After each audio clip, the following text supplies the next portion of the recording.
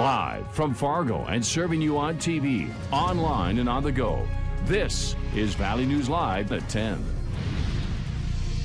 What we are always warned about during the winter months had emergency crews scrambling earlier today when reports came in of a child falling through ice.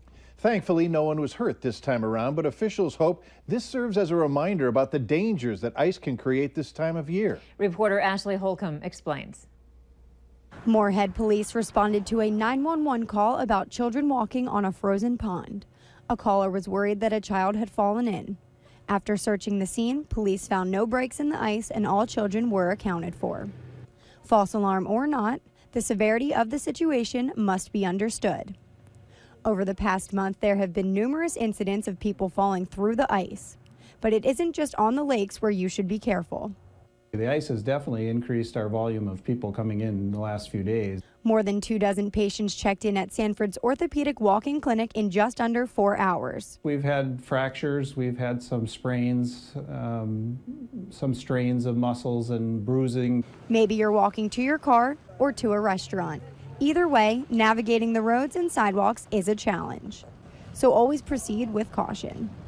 In Fargo, Ashley Holcomb, Valley News Live. Officials say salting your driveways and making sure you have a clear path to your car can help prevent injuries. A Minnesota man was killed in an icy road crash this morning. It happened just before 10 on Highway 71 south of Bemidji. Troopers say 18-year-old Elise Sykes of Hudson, Wisconsin, lost control of her car and crashed into a vehicle driven by a 75-year-old man from Park Rapids. Authorities are not releasing the name of the man killed at this time. Sykes and 2 other passengers in her vehicle were taken to the hospital with minor injuries.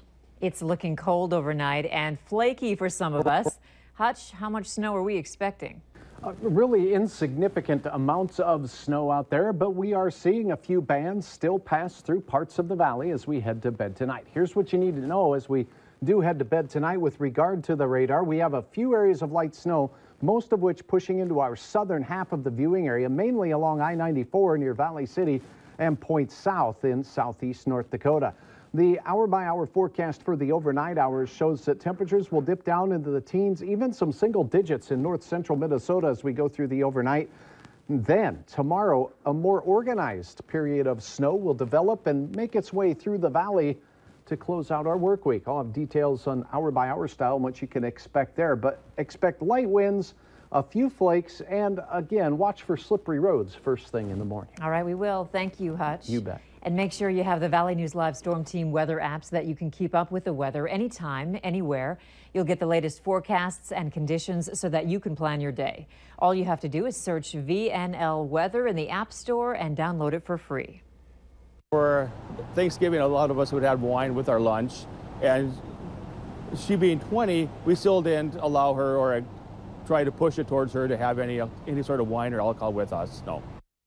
It's the time of year when your older kids return home for the holidays. And while some parents might allow kids to drink under their supervision, in North Dakota, the law mandates otherwise. Valley News Team's Rose Iskovitz looks into the law on both sides of the Red River.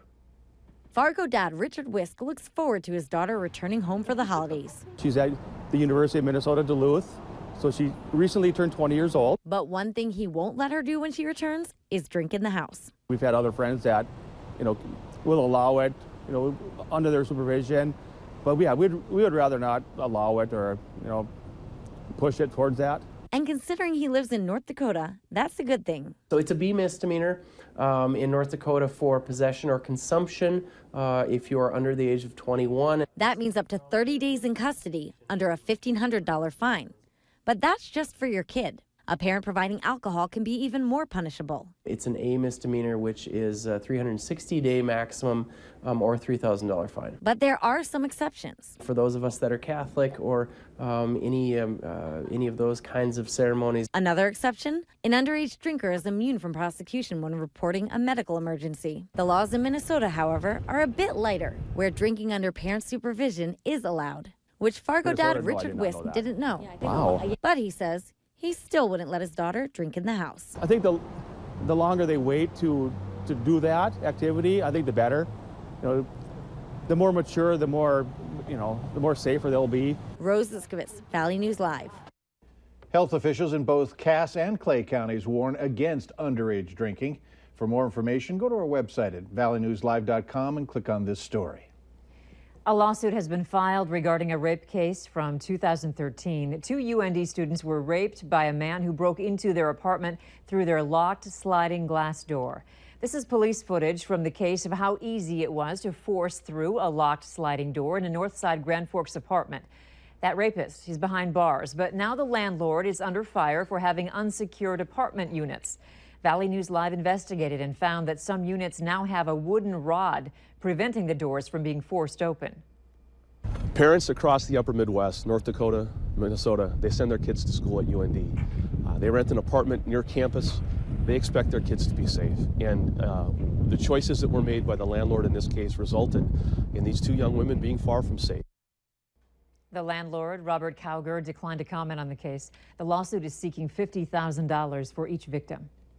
Minnesota U.S. Senator Al Franken says he expects his replacement, Tina Smith, to take over his seat in early January.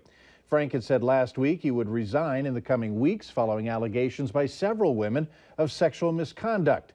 Minnesota Governor Mark Dayton appointed Lieutenant Governor Smith to take Franken's place until a special election next November to complete the final 2 years of his term. A spokesperson from Franken's office says he has not yet set a specific date to step down. Smith has said she will run in the special election. Valley News Live has partnered with the Essentia Health Foundation for the CW Good to help provide clothes for ER patients who need them. Hospital officials say winter gear like hats, gloves, shirts, coats, and pants are needed for the Essentia Emergency Department Patient Supply Closet. We have a list of all the places you can donate on our website. Just go to valleynewslive.com and click on this story. We hope you get involved. You may have heard how drinking a little alcohol can bring health benefits, but too much can bring problems. We'll break down the benefits and the risks later on Valley News Live at 10. But first, if you're traveling abroad for the holidays, the last thing you want to do is get sick. We've got tips on what to bring on your trip and what to avoid once you get there. Up next.